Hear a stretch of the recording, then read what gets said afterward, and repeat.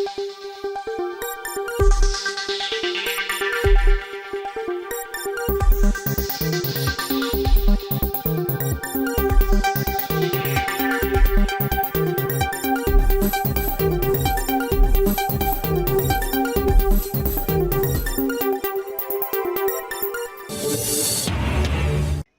জন্য আওয়ামী লীগের আমলে ২০ কোটি টাকা ঘুষ দিয়েছি বললেন বাণিজ্য উপদেষ্টা। আমাকে স্যার বলার দরকার নেই, আমি আপনাদের ভাই বললেন উপদেষ্টা নাহিদ ইসলাম। জয়ের যেই দাবিকে অপপ্রচার বললেন নিউ এজ সম্পাদক। মাত্র ৫,০০০ টাকায় ছাত্রদের উপর গুলি চালায় তৌহিদ। এবং সর্বশেষ জানাবো ব্রাহ্মণবাড়িয়ায় বিএনপি যুবদলের মধ্যে সংঘর্ষ। এতক্ষণ শুনছিলেন সংবাদ শিরোনাম, এবারে বিস্তারিত। তবে তার আগে অনুরোধ থাকবে আমাদের চ্যানেলটি সাবস্ক্রাইব করে বেল আইকনটি ক্লিক করুন। গ্যাসের জন্য আওয়ামী লীগ আমলে ২০ কোটি টাকা ঘুষ দিয়েছি বললেন বাণিজ্য উপদেষ্টা।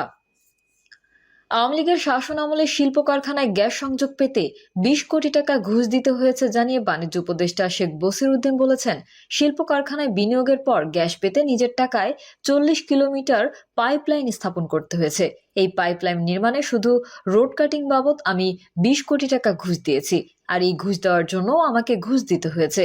শেখ বশির উদ্দিন বলেন, গ্যাসের জন্য জ্বালানি প্রতিমন্ত্রীর বাসার সামনে আমাকে বৃষ্টিতে দাঁড়িয়ে থাকতে হয়েছে, তার কাছ থেকে অনেক লেকচার শুনতে হয়েছে, মিনিমাম সম্মান পর্যন্ত পাইনি, তারপরেও জি স্যার বলতে হয়েছে।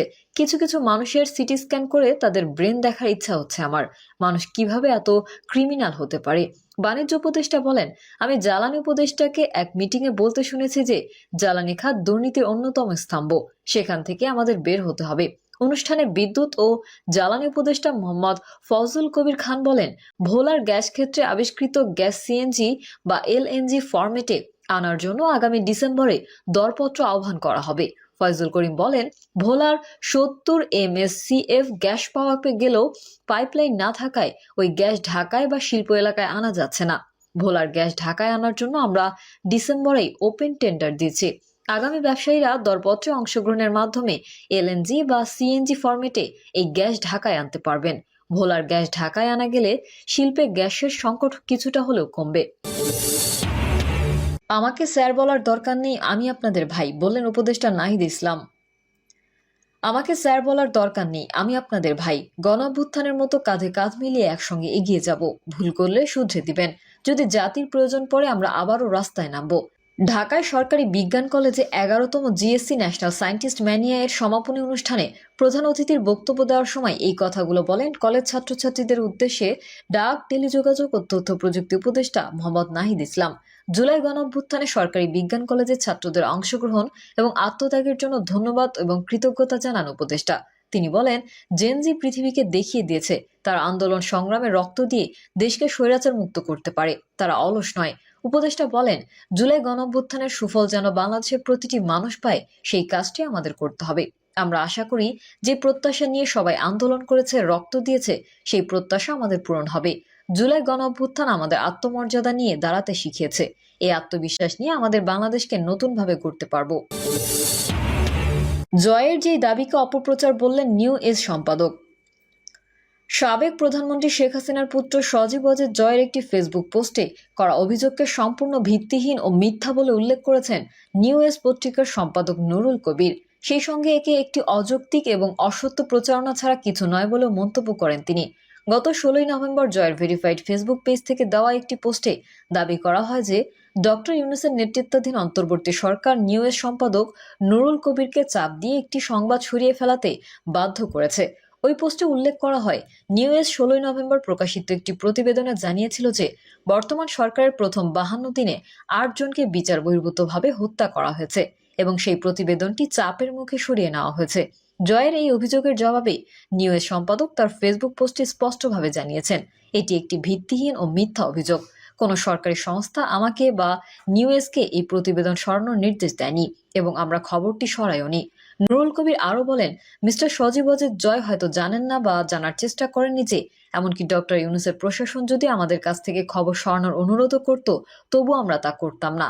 নিউ এজ সবসময় স্বাধীন সাংবাদিকতার জন্য পরিচিত এবং আমরা কোনো সরকারের কাছে মাথা নত করিনি, এমনকি তার মায়ের সরকারের সময়ও নয়।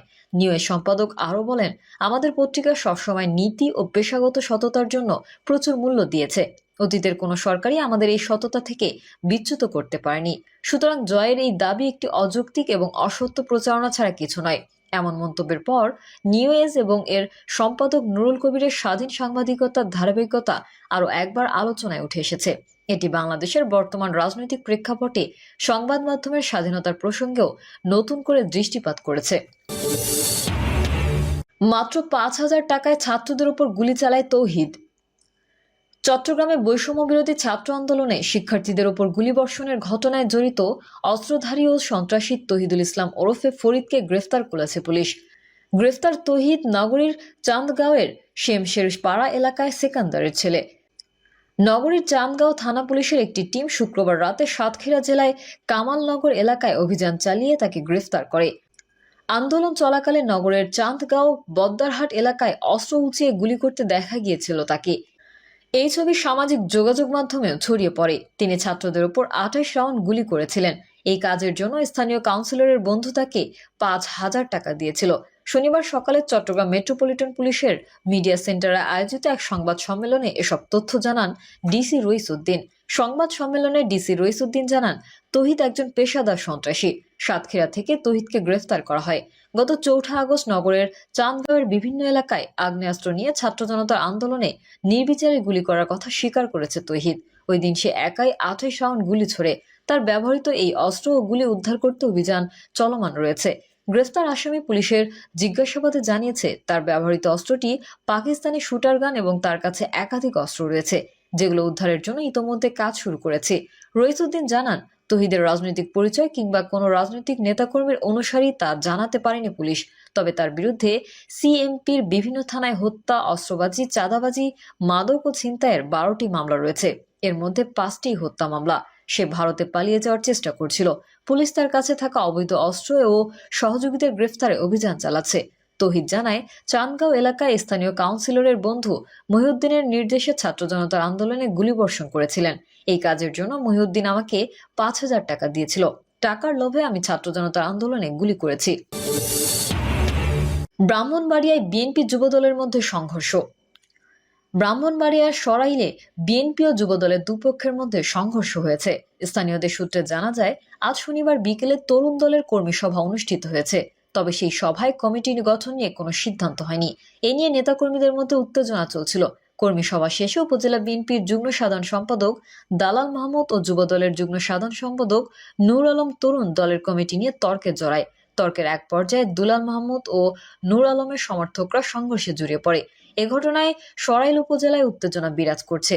ওসি রফিকুল ইসলাম বলেন, আহতের বিষয়টি নিশ্চিত করে বলা যাচ্ছে না। পরিস্থিতি এখন স্বাভাবিক রয়েছে।